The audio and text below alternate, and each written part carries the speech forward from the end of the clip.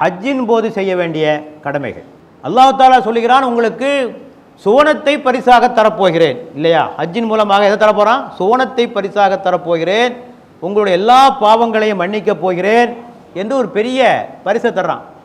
இப்போ பெரிய பரிசை தருகிற போது அதற்கான தகுதிகளும் அதிகமாக இருக்க வேண்டும் அல்லவா?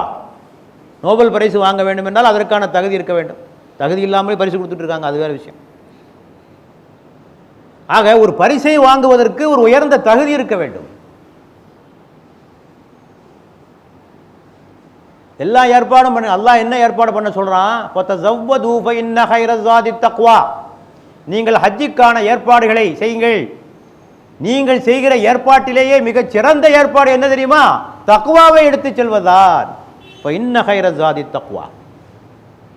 பாஸ்போர்ட் எடுங்க, விசா எடுங்க, அந்நிய செலாவணி எடுங்க, சமையலுக்கான சாமான்லாம் கூட்டு போய் செய்யுங்க, எல்லாம் செய்யுங்க.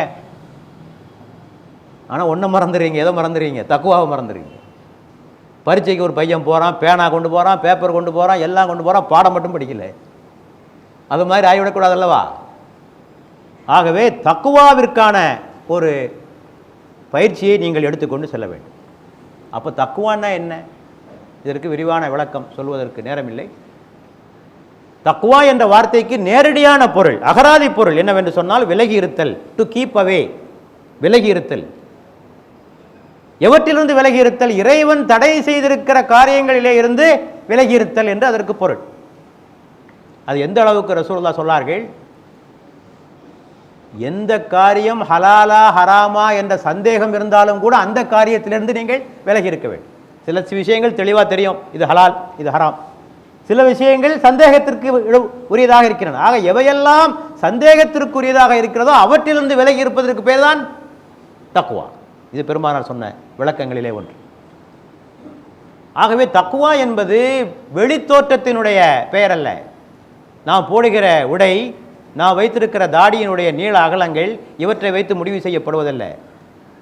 அது உங்களுடைய உள்ளத்தை வைத்து முடிவு செய்யப்படுவது, உங்களுடைய இறை எச்சத்தை வைத்து முடிவு செய்யப்படுகிற ஒரு காரியம். ஒரு சாதாரண ஈமான் கொண்டவனுக்கும் ஒரு தக்குவா உடையவனுக்குள்ள வித்தியாசம் என்ன? சாதாரண ஈமான் உள்ளவன் தொழுவான்,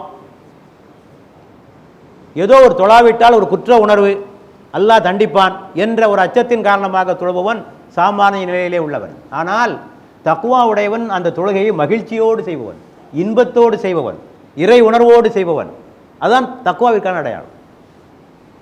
அதே மாதிரி ஒரு தீமையை ஒருவன் செய்யாமல் இருக்கிறான், சாதாரண ஈமான் உள்ளவன், அல்லாஹ் தடுத்திருக்கான் ஆகவே நான் செய்யலை என்றோடு இருப்பவன் ஒரு சாதாரண நிலையிலே உள்ளவன். ஆனால் ஒரு தக்குவா உடையவன் அந்த தீமையை பார்த்தாலே அவனுக்கு கோபம் வரும், அவனுக்கு வெறுப்பு வரும்.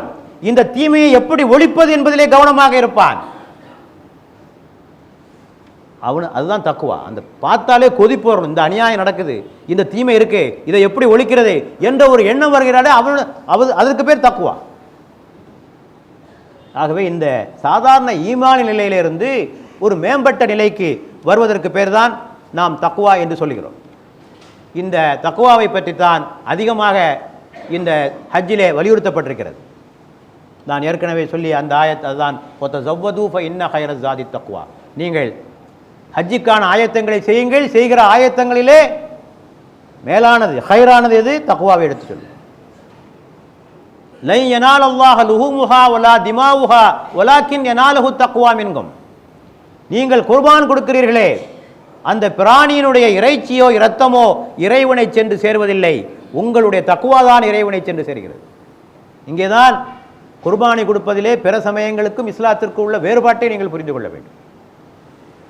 அங்கே இரத்தம் ஓட்டுதல் மூலமாக இறைவனுடைய கோபத்தை, சீற்றத்தை தணிப்பது, இறைவனை திருப்திப்படுத்துவது என்பதெல்லாம் அங்கே சொல்லப்படுகிறது. இங்கே அதெல்லாம் சொல்லப்படலை. இங்கே என்ன சொல்லியிருக்கு? இறையச்சம். எப்படி இப்ராஹிம் அலைஹிஸ்ஸலாம் தன்னுடைய மகனை தியாகம் செய்வதற்கு வந்தாரோ அது போன்ற உணர்வை நீங்கள் பெற வேண்டும் என்பதற்காக செய்யப்பட்டிருக்கின்ற ஒரு ஏற்பாடு.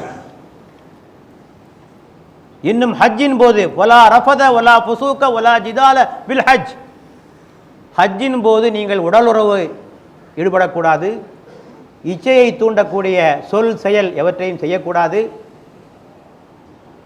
இன்னும் தீவினையான காரியங்களை நீங்கள் செய்யக்கூடாது, ஒருவருக்கொருவர் சண்டை போட்டுக் கொள்ளக்கூடாது. இவற்றையெல்லாம் ஹஜ்ஜின் போது செய்து கொள்ளக்கூடாத காரியங்கள். ஆக இவையெல்லாம் இந்த ஹஜ்ஜை பற்றி சொல்லப்பட்டிருக்கின்ற சில விளக்கங்கள். ஆக தக்குவா தான் ஹஜ்ஜினுடைய மிக முக்கியமான நோக்கம். ஆக ஒரு ஹாஜியினுடைய முழு நோக்கமும் எங்கே குவிந்திருக்க வேண்டும் என்று சொன்னால் இந்த தக்குவாவை பெறுவது என்பதுதான் நம்முடைய லட்சியம் என்பதில் தான் அவருடைய நோக்கம் முழுமையாக குவிந்திருக்க வேண்டும். வைக்கப்பட்டிருக்கிற சடங்குகள் எல்லாம் இந்த லட்சியத்திற்காக வைக்கப்பட்டிருக்கின்றவைதான் என்பதை புரிந்து கொள்ளாமல் வெறும் சடங்குகளை மட்டும் செய்துவிட்டு வந்தால் எந்த பிரயோஜனமும் இல்லை.